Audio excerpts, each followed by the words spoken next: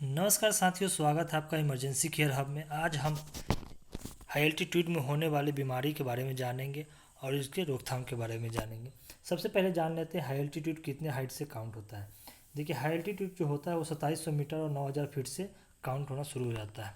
How it is different, ये अलग क्यों है, हाई एल्टीट्यूड अलग क्यों होता है, जो नॉर्मल जगह से हाई एल्टीट्यूड अलग क्यों है। लो एटमॉस्फेरिक प्रेशर की वजह से, लेस क्वांटिटी ऑफ एयर जिसकी वजह से सांस लेने में दिक्कत होती है, very low temperature, winter season में -30 से 40 -40 डिग्री सेल्सियस तक चले जाता है जिससे दिक्कतें आनी शुरू हो जाती है।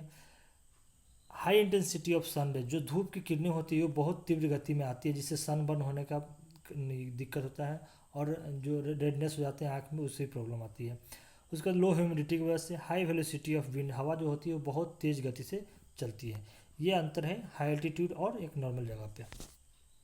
सी लेवल वर्सेस 18,000 फीट, समुद्र तल से। और ये देखिए, कोई भी जो ऊंचाई मापा जाता है वो समुद्र तल से ही मापा जाता है। तो समुद्र तल और 18,000 फीट में क्या क्या अंतर होते हैं, ये आपको जो सी लेवल में होगा और जो 18,000 फीट में, दोनों में 50% सीधे अलग अंतर दिखाई दे रहा होगा आपको। प्रेशर 760 mmHg होगा जो अपने यहाँ के 380 mmHg, इस तरह से ही सारी कुछ यहाँ पे अलग, बिल्कुल अलग होगा। और देखिए फर्स्ट स्टेज, जो देखिए हाई एल्टीट्यूड को 3 स्टेज में डिवाइड किया गया है। First stage, second stage and third stage. जो फर्स्ट स्टेज होता है वो 2700 मीटर से लेकर 3600 मीटर तक होता है, यानी 9000 से लेकर 12000 फीट तक होता है। और सेकेंड स्टेज होता है वो 3600 से लेकर 4500 मीटर तक होता है, यानी 12000 से लेकर 15000 फीट तक होता है। और जो थर्ड स्टेज होता है वो 4500 मीटर से ऊपर, यानी 15000 फीट से ऊपर जितना भी होगा वो सब थर्ड स्टेज में काउंट होता है। उसके आगे, what happens to your body, आपके शरीर में क्या होता है जब हाई एल्टीट्यूड में आप जाते हो, तो उसमें क्या आपकी दिक्कतें परेशानी शुरू होने लगती है। You either adjust to the altitude acclimatise or you get risk, अगर ये आप तो हाई एल्टीट्यूड में जाते हैं तो आप तो उसके हिसाब से खुद ढल जाते हैं, या नहीं ढलते तो आपको रिस्क होता है एक। यू गेट रिस्क, आप रिस्क जोखिम उठाते हैं कि हाई एल्टीट्यूड में जाने के लिए बिना एक्रोमेटाइजेशन के। You response to altitude is unique, your you will never perform as well as you do at sea level. देखिए, आप उतना कभी भी काम सही से नहीं कर पाएंगे हाई एल्टीट्यूड में जितना आप एक नॉर्मल जगह पे आप रख के जितना काम करते हैं। आपका बॉडी उतना, आप थोड़ा भी चलेंगे तो वहाँ पे सांस फूलना शुरू हो जाए क्योंकि ऑक्सीजन की कमी होती है। आप उतना एक्टिविटी नहीं कर पाएंगे जितना आप नॉर्मल जगह पे आप करते हैं। उसके बाद एक्लोमेटाइजेशन, देखिए जो बहुत दिनों के लिए वहाँ पर रहने जाते हैं हाई एल्टीट्यूड में, जो भी पर्वतरोही या जो भी डिफेंस पर्सन भी जाते हैं, तो वहाँ पे उनका क्या होता है, एक एक्लोमेटाइजेशन होता है हर एक स्टेज का। फर्स्ट स्टेज में इतना और सेकेंड स्टेज और थर्ड स्टेज का एक्लोमेटाइजेशन होता है, ताकि क्या है, आपको आगे दिक्कत या परेशानी ना हो। इसलिए इसमें दिया गया कि कितने स्टेज, फर्स्ट स्टेज में कितना, फर्स्ट सेकेंड में क्या करना है, थर्ड फोर्थ में ये बताया गया है। उसके बाद what happens during acclimatisation, acclimatisation के दौरान आपको क्या क्या परेशानियाँ आएगी। देखिए, you breathe faster and deeper, आप तेज गति से सांस लेंगे और गहरी सांस लेंगे। Your heart rate and BP increase initially 7 to 10 days, जो आपका हार्ट रेट होगा और जो बीपी होगा और 7 से 10 दिन में आपका बीपी, आप नीचे जगह पे जाएंगे तो वहाँ पे आपका बढ़ना शुरू हो जाएगा। Your bone marrow will produce more RBC, और आपका क्या होगा, बोन मैरो जो होगा वो आरबीसी प्रोड्यूस ज़्यादा करना शुरू कर देगा। अलाउ मोर ऑक्सीजन, और आपके शरीर को ऑक्सीजन की आवश्यकता ज़्यादा पड़ना शुरू हो जाएगी। अभी आप थोड़ा भी चलेंगे तो आपको सांस फूलना लगेगा और ऑक्सीजन की ज़रूरत है।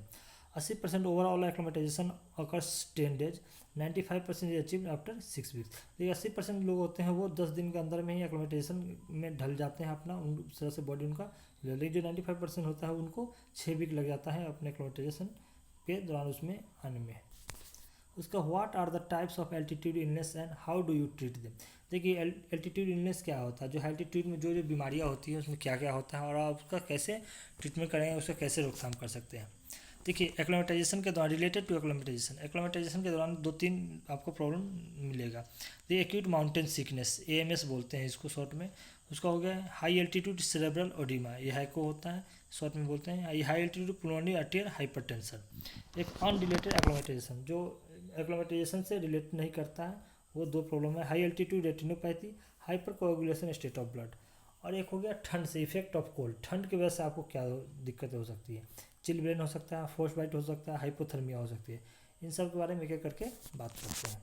ये सबसे पहले है acute mountain sickness, AMS. AMS में होता क्या है, presence of headache is an unacclimatised person who है रिसेंटली अराइव्ड एंड। देखिए, इसमें क्या होता है, 2500 मीटर जो आपने एक्लोमेटाइज नहीं किया हो और 2500 मीटर हाइट से ऊपर और अचानक आप चढ़ गए हो, तो आपको ये आपके सिम्टम आपके में शुरू हो जाएगा, दिक्कतें आपके शुरू हो जाएगा, तो इससे AMS कहलाता है। जैसे गैस्ट्रोइंटेस्टाइनल में क्या क्या प्रॉब्लम आएगी, आपको एनोरेक्सिया होगा, नोजिया, वोमिटिंग होगा, इंसोमिनिया होगा, डिजीनेस होगा। इसमें क्या होगा, आपको नींद नहीं आएगी, थकान होगा शरीर। ब्रेन इलनेस का जो भाई हाइपोक्सिया, आपको ऑक्सीजन की कमी से आपको सिर दर्द, हेडेक रहेगा कंटिन्यू। उसका नोजिया विथ वोमिटिंग, कुछ कुछ लोगों को वोमिटिंग होता है या जी मचलना जिसको बोलते हैं नोजिया, वो होने लगेगा। लॉस ऑफ एपेटाइट, भूख लगना कम हो जाएगा, आपको नींद कम आएगी, आपको शरीर थका थका सा रहेगा।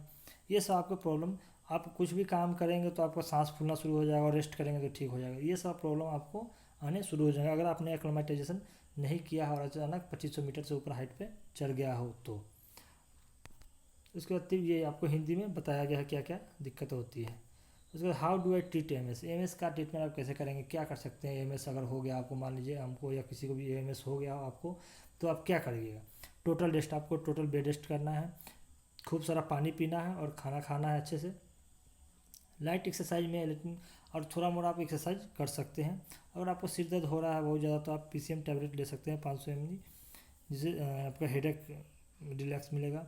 उसके बाद में अगर आपको बहुत ज़्यादा ठीक नहीं हो रहा है, हो अगर 24 से 48 घंटे हो गए सिम्टम का और आप नहीं ठीक हो पाया, तो 1000 से 1500 ये क्या बोलते हैं फीट नीचे आप आ सकते हैं, ताकि क्या हो, आप एक्लेमेटाइज होकर फिर से आप चले जाएँ।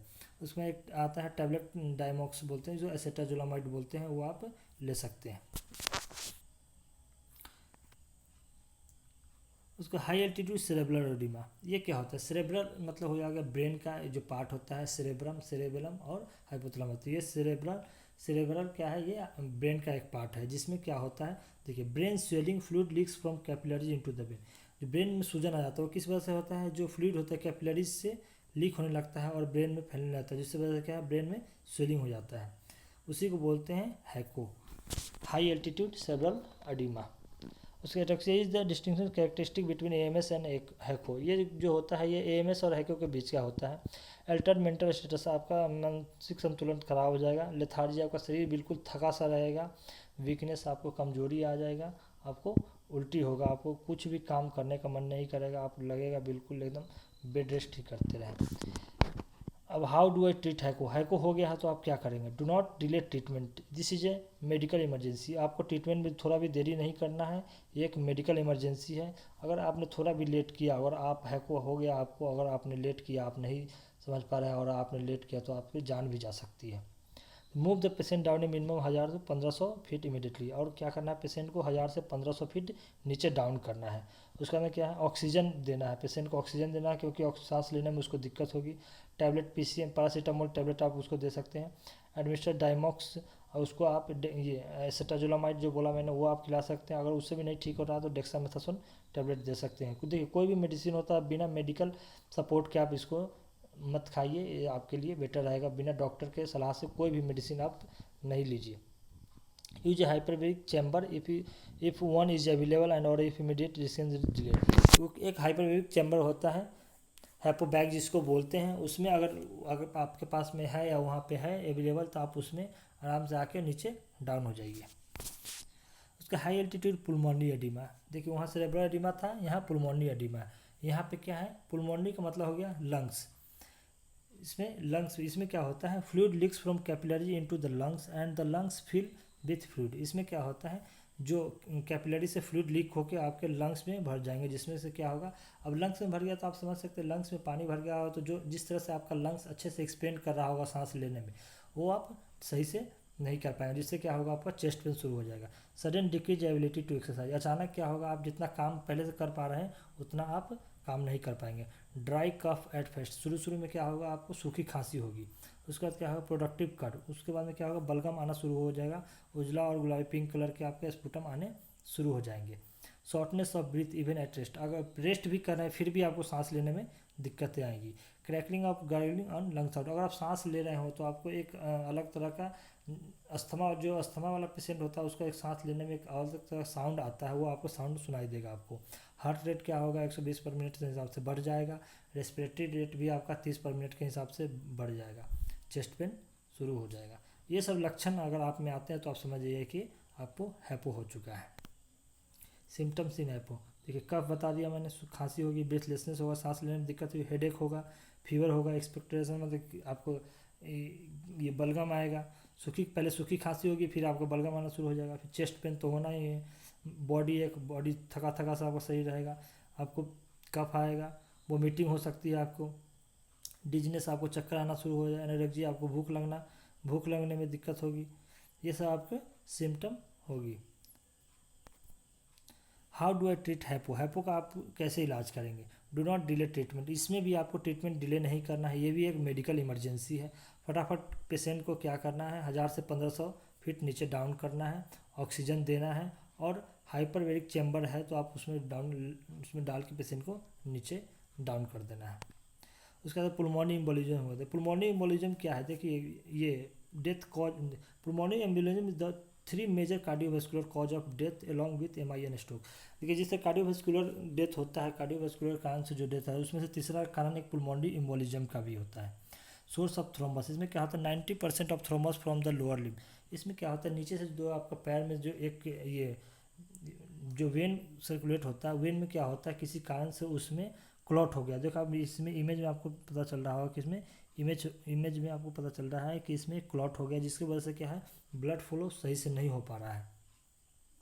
उसे 60 to 80% femoral vein in 33 to 45% of DVT embolise. तो ये 60 to 80% क्या फेमरल वेन में होता है, 33 to 45% ऑफ काफ मसल में डीवीटी हो जाता है। काफ मसल जो आपको पता है पैर का जो होता है, लेग का काफ मसल पीछे सारे में होता है। डीवीटी का मतलब होता है डीप वेन थ्रोम्बोसिस।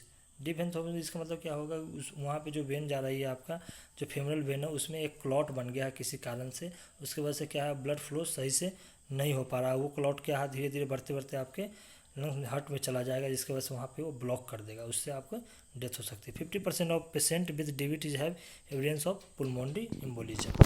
ये आपको दिक्कतें आती है पुल्मोनरी एम्बोलिज्म में। फिर हो गया ऑप्थेल्मोलॉजिकल आई डिस्टर्बेंस। अब बहुत ज़्यादा आपका अगर तेज़ धूप निकलता है, हाई एल्टीट्यूड में बहुत ज़्यादा तेज़ धूप निकलता है, उसकी वजह से क्या वहाँ पे सन ग्लासेस लगाना बहुत जरूरी है। अगर बर्फीले इलाके में है तो क्या होता है वो रिफ्लेक्ट करता है, धूप नीचे पड़ता है और रिफ्लेक्ट आपको उससे आँख खराब हो सकता है, तो आपको क्या करना वहाँ पर सन ग्लासेज लगा के रखना है। उसके बाद चिल ब्लेन वहाँ पे एक कॉमन बीमारी होता है चिल ब्लेन का। इसमें क्या होता है non freezing and cold weather injury. ये जो जमने वाला ठंड नहीं होता है, कोल्ड जो बर्फ़ जमता है उसमें नहीं होता, ये नॉर्मल टेम्परेचर की ठंड होती है, जिसमें ये जो ठंड बहुत ज़्यादा होती है लेकिन वो बर्फ़ जो नहीं गिरता, उसके बीच का जो टेम्परेचर होता है उसमें ये बीमारी होती है। Occurs in cold wait condition below 50 degree Fahrenheit या 5 से 10 डिग्री सेल्सियस जो टेम्परेचर होता है उसमें ये बीमारी ज़्यादा होने के चांसेस रहते हैं। स्मॉल रेड इची और painful lesion appear on the skin. आप ये इमेज में देख के बता सकते हैं, ये ज़्यादा करके आपको कहाँ पर कुछ जो खुला पैर हो गया, हाथ की उंगली हो गया, कान हो गया, नाक हो गया, ये सब चीज़ में ये सब होते हैं जो खुले में रहते हैं। और इसमें क्या होता है आपको इसमें ईचिंग बहुत ज़्यादा होता है, और आपको स्किन आप उस पर अगर टच करेंगे तो आपको एक स्किन ईची टाइप का पेनफुल लीजन महसूस होगा, एक रेडनेस होगा उसमें, इस तरह से आपको स्किन दिखाई देगा। ये सब चिलब्लेन के सिम्टम है। How do I treat chilblain में आप क्या कर सकते हैं, आपको कैसे ट्रीटमेंट करना है। हैंड एंड फुट प्रेट करना है 2 से 3 time per day. Hand and foot parade का मतलब कि गर्म पानी रखना है, बाल्टी में बकेट में गर्म पानी डालना है, उसमें पैर को अच्छे से डुबो कर रखना है आधे घंटे तक, अच्छे से 2 से 3 बार दिन भर में करना है आपको। अप्लाई क्रीम एलोकल या कटफर, ये क्रीम आता है हाई एल्टीट्यूड के लिए, ये क्रीम आपको यूज करना है। डू नॉट रब और मसाज अफेक्टेड एरिया, आपको जो वहाँ पे जहाँ पे हुआ है वहाँ पे रगड़ना नहीं है या मालिश भी नहीं करना है उस जगह पे। Do not place the affected part close to the direct heat source. अब कोई भी पार्ट को जैसे हाथ में या पैर में हो गया तो डायरेक्ट आपको हीट के सामने में हीट सोर्स पे नहीं लेके जाना है उसको। Contact medical personnel for further evaluation, और आगे के लिए आप मेडिकल पर्सनल से आप मिलिए, डॉक्टर से मिलिए, सलाह लीजिए क्या प्रॉब्लम है क्या दिक्कत है। अप्लाई क्रीम क्लोबेटासोल या मोबेटासोल क्रीम आप इसको यूज कर सकते हैं। उसके बाद में गया फोस्ट बाइट। देखिए फोस्ट बाइट क्या होता है, ये frozen body tissue usually the extremities hand face years feet and rarely eyes. ये क्या होता है, ये अत्यधिक कम तापमान के दौरान होता है, और ये मेन का इफेक्ट कहाँ करता है, हाथ में हो गया, आपके फेस में हो गया, कान में हो गया, आपके पैर की उंगलियों में हो गया, आपकी आंखों में हो गया, ये यहाँ पे आपको ये ज़्यादा करके इफेक्ट पड़ेगा इसमें। Ambient air temperature must be below 32 degree. ये 0 डिग्री सेल्सियस में, अगर 0 डिग्री सेल्सियस से अगर नीचे आ जाता है टेम्परेचर तो ये फोस्ट बाइट होने के चांसेस शुरू हो जाते हैं। Gradually onset progressing from painful tingling sensation to cold and numb. इसमें क्या होता है पैर की उंगलियों, नाक और कान गले में ठंड महसूस होगी, सेंसेशन आपका वहाँ पे आपका फील होना शुरू ख़त्म हो जाएगा, नमनेस होगा, वहाँ पे पेन होगा, आपको इचिंग शुरू हो जाएगा। ये सब आपको फ्रॉस्ट बाइट में सिम्टम होंगे।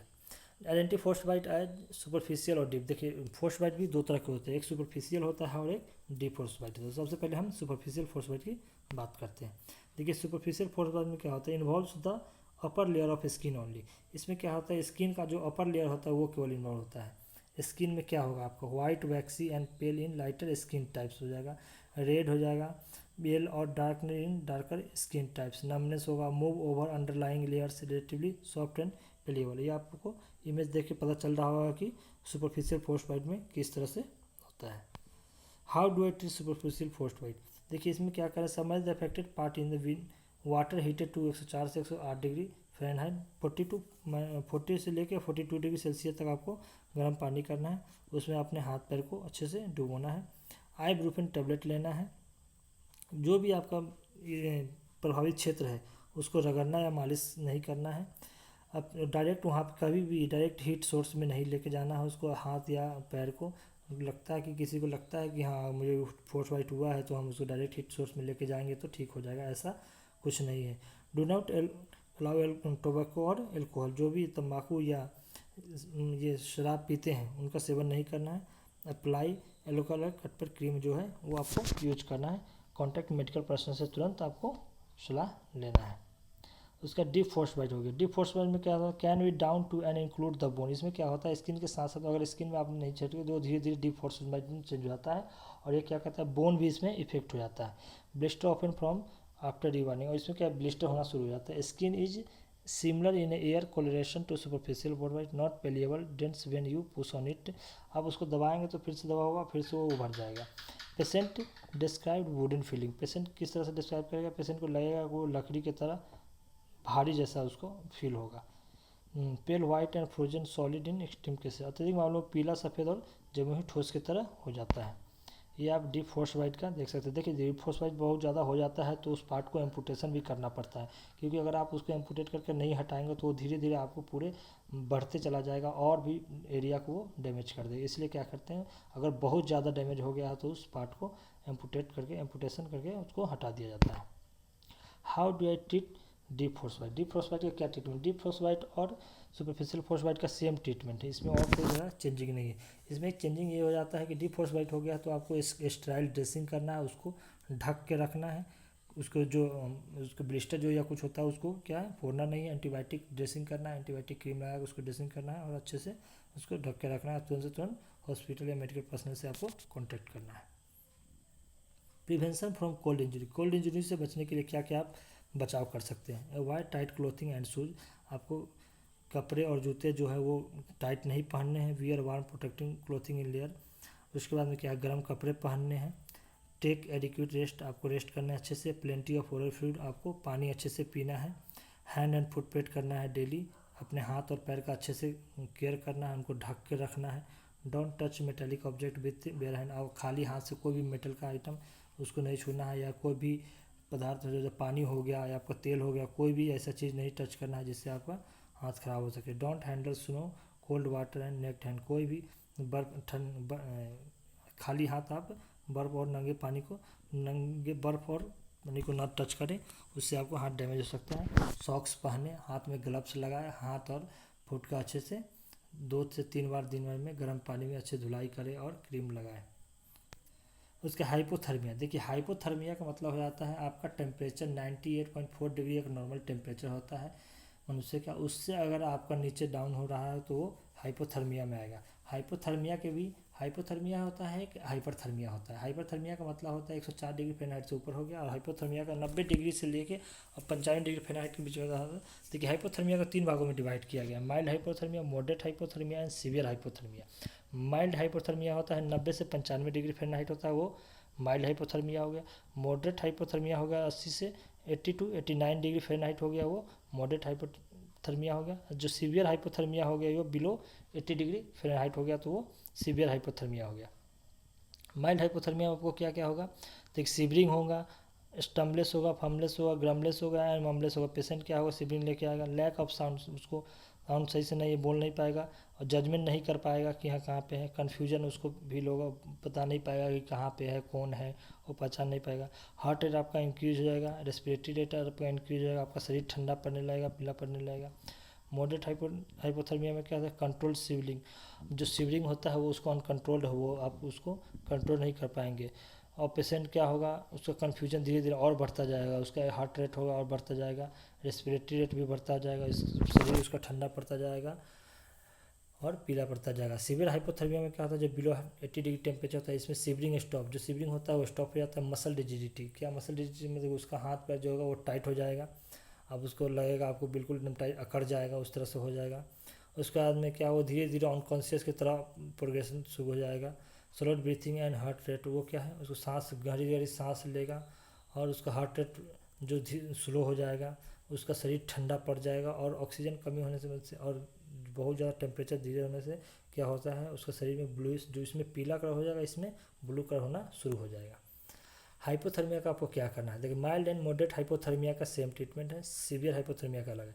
इसमें क्या क्या बचाव कर सकते हैं, get the casualty warm and dry environment, आपको क्या करना है, ठंड जगह में अगर हुआ तो उसको रूम टेम्परेचर में लेके आना है, एक नॉर्मल टेम्परेचर में। उसका जो अगर गीला कपड़ा पहना है तो तुरंत से उसको गीला कपड़ा चेंज करना है और सूखा कपड़ा पहनाना है। उसके बाद में उसको गर्म पानी या गर्म चाय उसको आप पीने के लिए दे सकते हैं कोई भी लेकिन, और जब ठीक हो जाए तो थोड़ा मोड़ा वो एक्सरसाइज कर सकता है ताकि बॉडी उसका वार्म रहेगा। सीवियर हाइपोथर्मिया के handle with care of treatment में कॉज हार्ट टू स्टॉप, अगर आपको पेशेंट को देख रहे हैं कि उसका पेशेंट अगर हार्ट स्टॉप हो सकता है तो आपको सीपीआर भी देना पड़ सकता है, और बहुत ज़्यादा आपको दिक्कत है तो सांस उसको ऑक्सीजन सीपीआर का प्रोसेस आपको शुरू कर देना है। अगर आपका पल्स नहीं मिल रहा हो, सांस नहीं मिल रहा हो तो आप ये प्रोसेस शुरू कर दें। गेट जो कैजुअलिटी इन्वायरमेंट डाइन में आपको क्या करना है, बाहर से रूम में उसको रूम टेम्परेचर में लेके आना है, एक नॉर्मल टेम्परेचर में, और उसके बाद में जो भी उसको गीला कपड़ा पहना है उसको उतारना है और सूखा कपड़ा उसको पहनाना है। ये आप वहाँ पे फर्स्ट एड कर सकते हैं। पूरा वीडियो देखने के लिए थैंक यू। ये वीडियो उन लोगों के लिए बहुत ज़्यादा इंपॉर्टेंट है जो डिफेंस पर्सन है और जो हाई एल्टीट्यूड में जाते हैं उनके लिए बहुत ज़्यादा इंपॉर्टेंट है। मिलते हैं अगले वीडियो में, तब तक के लिए जय हिंद।